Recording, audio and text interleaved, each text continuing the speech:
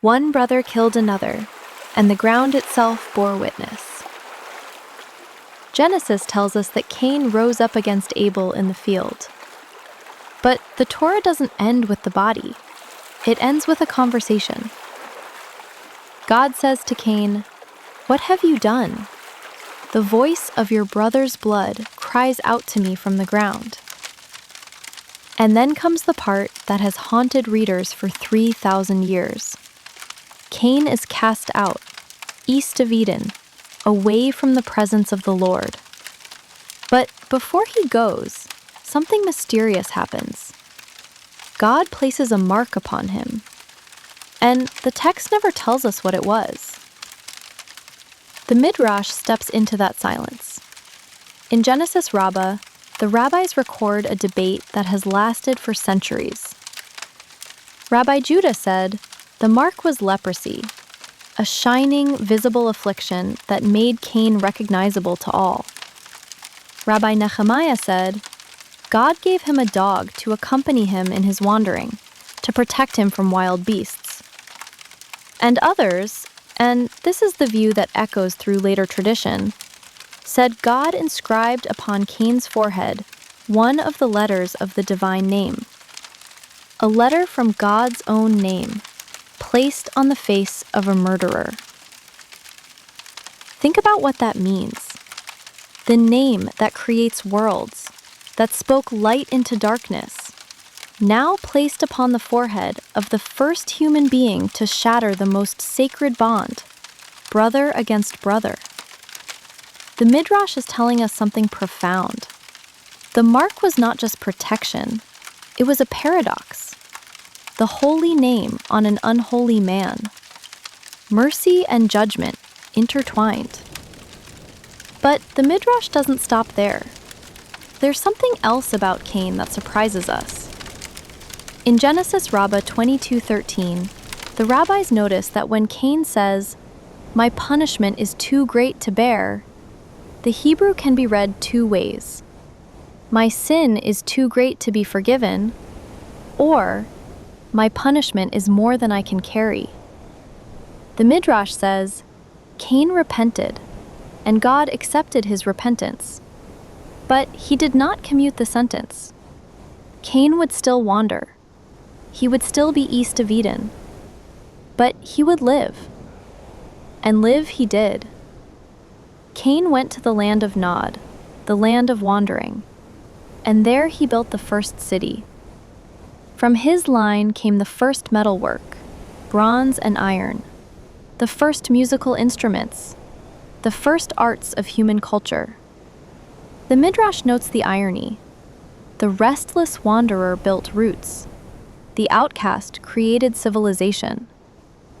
But the Torah also records something else. Cain's descendant Lamech took 2 wives, the first polygamy, and Lamech boasted, "I have killed a man for wounding me. If Cain is avenged 7-fold, then Lamech 77 times." Now, here is where Jewish tradition adds a detail that changes everything. Targum Pseudo-Jonathan, an ancient Aramaic translation read in the synagogues, records a haunting tradition. Lamech was blind, and his son Tubal-Cain, the master of metalwork, was guiding him on a hunt. Tubal-Cain saw a figure in the distance and said, "Father, there is an animal." Lamech drew his bow and shot. But it was not an animal. It was Cain. The first murderer was killed by accident, by his own descendant. And when Lamech realized what he had done, he struck his son Tubal-Cain in grief and rage, killing him too. Do you see the horror? The mark that was meant to protect Cain from being killed by strangers was ultimately no protection against the violence of his own bloodline. The murderous heart that Cain unleashed came back to devour him. The violence he started didn't die with him. It outlived him. It escalated. It turned on its own source. The Midrash tells us that Cain's line continued to spiral. Generation by generation, the restlessness, the corruption, the violence that began with one brother's envy became the atmosphere of the world. Until the Torah tells us, the earth was filled with violence, and God said, I will blot out man whom I have created. And here is the final mystery. The flood came, and the flood wiped out Cain's entire line.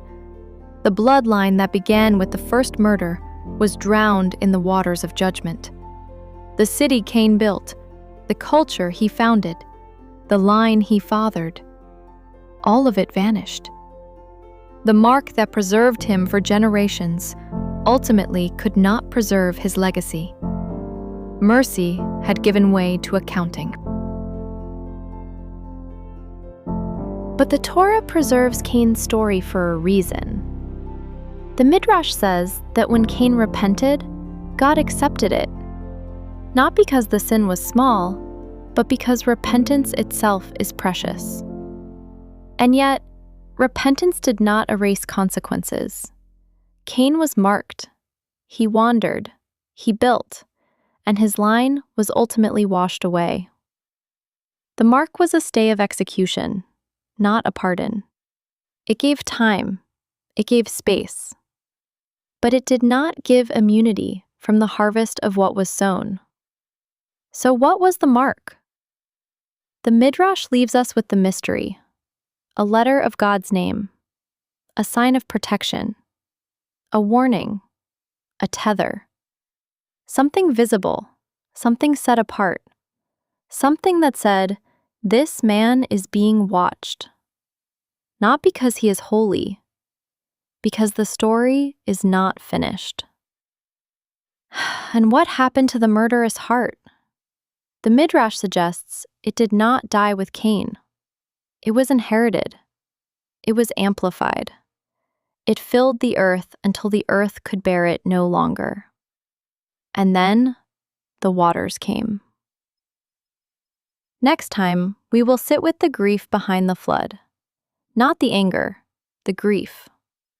When the Torah says God regretted making man, the Hebrew word is nacham.